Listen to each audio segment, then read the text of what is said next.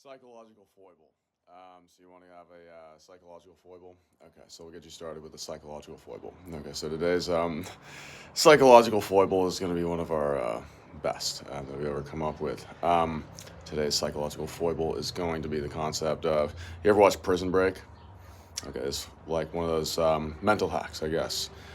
People that want to achieve something, ambition, you got some result. Let's just use, for example, a guy wants to go to NBA, NFL, MLB, something like that, career accomplishment, kind of get to the top league. Okay, so you view it as like, you ever seen Prison Break? As a way of thinking about it. So someone out there, they might think about this. Maybe they're a athlete on the way up or something, and they think about it this way. They might actually get some benefit from it. So you've seen the show Prison Break, right? So they start in the prison, Michael Scofield, whatever, and now the idea is they got to get out of the prison. Okay, they got to use the toilet, and behind that they got the whole vent system and all this stuff, and they got to basically split the atom. They got to find the needle in the haystack to be able to get out of prison, right?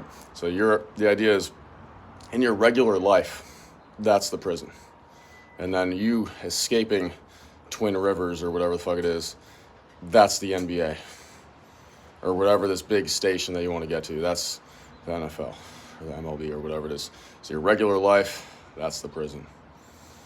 Now, to get to the NBA, that means you would have escaped the prison. And this Prison Break example, metaphor, just something in your mind. That doesn't mean your regular life is actually that, but it's just a mental trick that you can potentially utilize that helps you get there. It's called the Prison Break example. Prison Break example. You want to get to NBA, NFL, whatever. I view it as like my regular life.